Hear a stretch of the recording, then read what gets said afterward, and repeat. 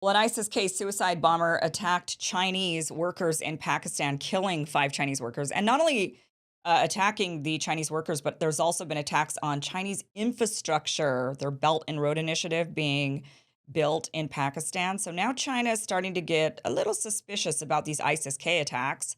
The last one was the one in Moscow, the theater where Putin says he thinks that maybe Ukraine had something to do with it. That's very possible. But these latest attacks on China raise some more eyebrows and point some more fingers and maybe in a different direction. Well, basically the same direction, just at a different player, the United States and maybe even Mossad. The reason is because if you remember in January, there was also the attack in Iran, and that killed over 100 people. The attacks in Moscow killed over 100 people. Those got a lot of press. This attack, not getting as much press, but let me just tell you about it. This is the New York Times article: Suicide bomber kills 5 Chinese workers in Pakistan. Then I'm going to go over the Chinese have.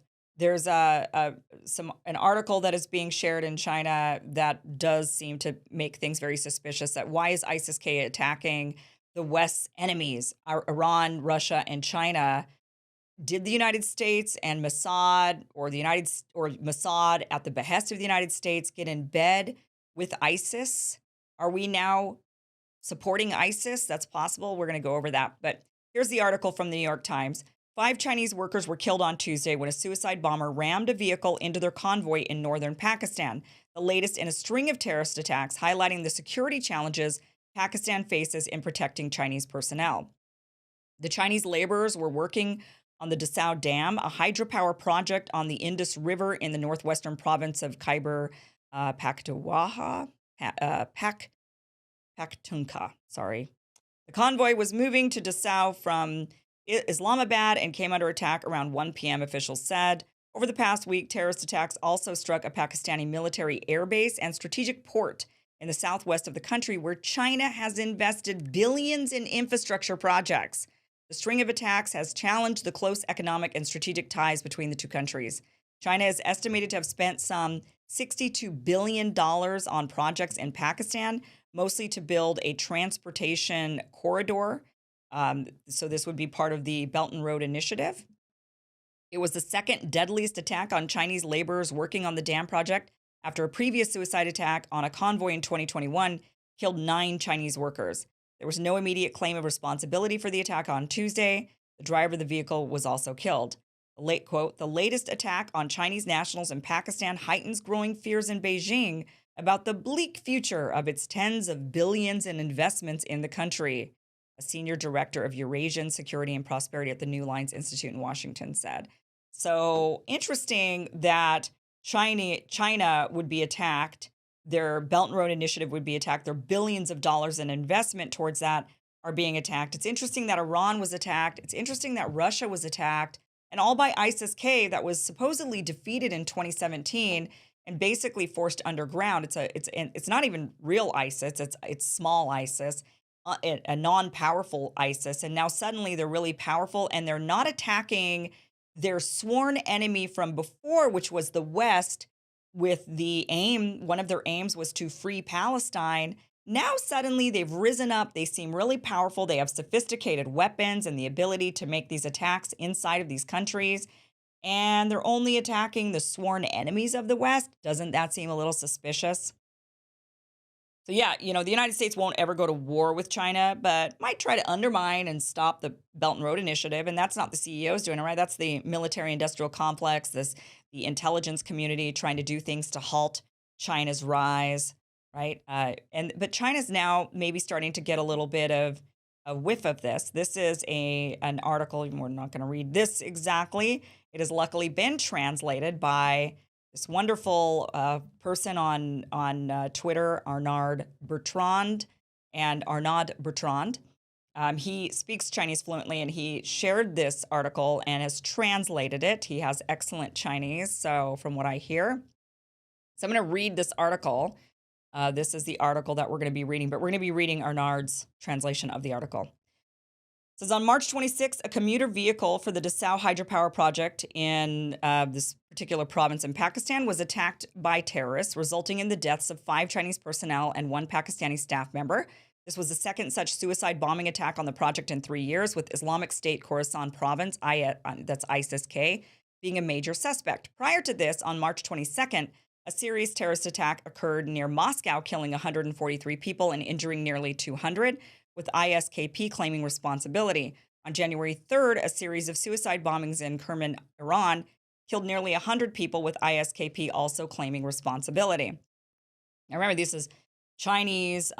This is a top Chinese international relations scholar writing this article in China about these attacks, and he's about to point the finger at the United States and possibly Israel. He says within 3 months, Iran, Russia, and China became targets of terrorist attacks, indicating that the Islamic State, which had long considered the U.S. and Europe as enemies, is changing its attack direction, increasingly targeting countries considered adversaries by the U.S. and Europe. This represents a new trend of turning enemies into friends and shifting disaster eastward, along with submitting a declaration of intent to traditional foes. So it's a new, how did they suddenly? Oh, they're going after now not the West, but now they're going after the East. Following the Moscow attack, Russia's security agencies arrested 8 suspects, confirming them to be Tajikistan nationals hired for the attack. This atypical Islamic State terrorist attack, which involved fleeing instead of suicide mission, was immediately claimed by ISIS-K, which also released an on-site video evidence. Before the end of 2017, the Islamic State was essentially defeated as a territorial entity, suffering a fatal blow and being forced to disband and go underground, with its focus shifting from West Asia to Central Asia. The Khorasan branch, active in Afghanistan and Pakistan, became the main force taking up the banner of terrorism and frequently acting gradually adjusting its survival rules and strategic direction. Over the years, there's been signs that the Islamic State's targets for revenge have clearly shifted to Eastern countries, no longer viewing the U.S. and Europe as primary enemies and completely deviating from its original goals of ending U.S. global dominance and liberating Palestine. In the past 6 months, the Israeli-Palestinian conflict has caused heavy casualties. The Iran-led axis of resistance has pressured Israel in various ways, with China and Russia also actively promoting a ceasefire.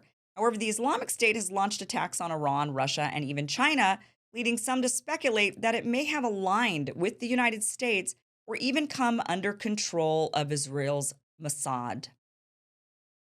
Despite the U.S. indirectly or directly warning Iran and Russia of Islamic State attacks, suspicions remain. Yeah, right. It's a good way to try to take the blame off of yourself. Well, we warned you. We warned you. We're not the bad guys. We warned you.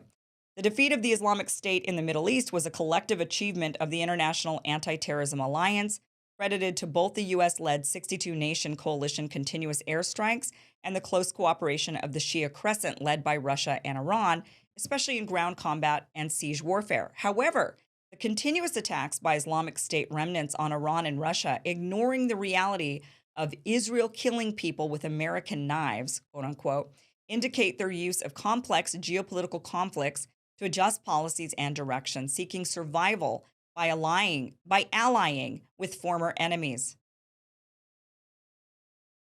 On November 15, 2017, the Russian Ministry of Defense publicly condemned the U.S. military for sheltering retreating Islamic State militants. The Russian Foreign Ministry also stated that U.S. forces in Syria had more than once allowed terrorists to escape.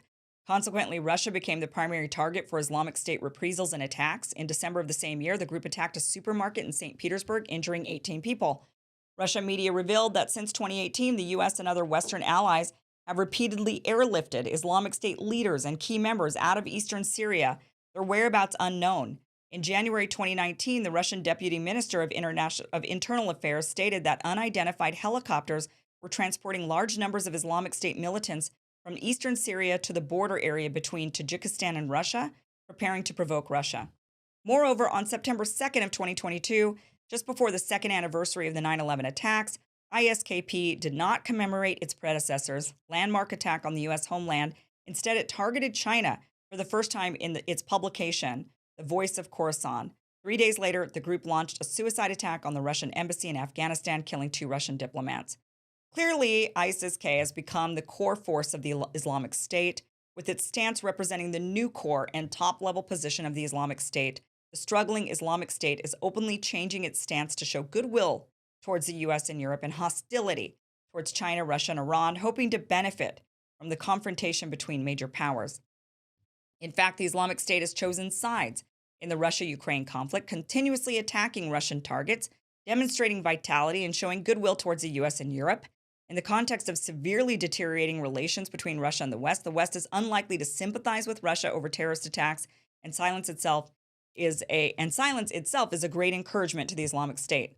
Likewise, by designating China the number one strategic adversary, designated by the US as an enemy, it is bound to strengthen mutual understanding and even establish a utilitarian non alliance. After the change of regime in Afghanistan, the Islamic State prioritized China, Russia, and Iran as opponents based on survival needs or raised bargaining stakes, inevitably targeting these countries for attacks to please the US and European camps. The Islamic State is well aware of the US and NATO's pain of losing Afghanistan and understands the reluctance for neighboring powers like China, Russia, and Iran to take over. Therefore, it is willing to confront the Afghan government and show hostility towards China, Russia, and Iran, acting as Washington's de facto agent and shadow ally, using terrorism to harm the norm development and core interests of these countries. Water has no constant shape, and soldiers have no constant position. In the 1980s, based on the common goal of opposing Soviet expansion, Osama bin Laden allied with the US and received CIA training and funding. After the Soviet withdrawal and disintegration, contradictions escalated and they became enemies. Today, with major changes in the world pattern and the restructuring of friend-enemy relationships, the new generation of terrorists adopting bin Ladenism expands its intersection of interests with the US, forming a strategic alliance of convenience, which is not an unfounded fantasy. Are we the baddies? We the baddies. I mean, that's the thing to think about. Have we done the evil deed of partnering up with ISIS-K and somehow directing them to attack our enemies instead of us, rather than doing the job that we claimed we were doing, which is eradicating these terrorists from the Middle East, which you can't do? Did our uh, wonderfully intelligent leaders in Washington and in the intelligence community decide that it was best to make your enemy your friend and have them go after your enemy? The enemy of my enemy is my friend, or turn them into an enemy, maybe fund them, train them, arm them. Is there a scandal there that we're not seeing, or we're not being made privy to? That is very, very. Look, the recent attacks are extremely suspect. They're extremely suspect. And China's now becoming suspicious, and the rest of the world will become suspicious. And this could lead us into World War III. These countries, if this gets so bad and out of control, they will retaliate. It will not be good. They will have a reason to stop the imperial power of the United States. The evil empire is what it sounds like we're becoming by aligning with these terrible forces. If that's true, but that's what it's looking like. And if that's the case, then the world will have a reason to want to stop the evil empire. And I mean, what a time to be alive. What a sad reality that we're living in. These people are insane. The people leading this country and the people leading our intel community and the people leading the military industrial complex are just really, truly full on insane. They're just insane. So let's try to take our country back somehow, some way, and get control over this. That would be great if we could figure that out. But I hope these suspicions are just not true. And I hope that, ISIS-K is just, I don't know, suddenly decided to point, rather than target Israel that is committing a genocide against the Palestinian people, um, go and attack China and their Belt and Road Initiative and Iran and Russia. It just makes a lot of sense, doesn't it?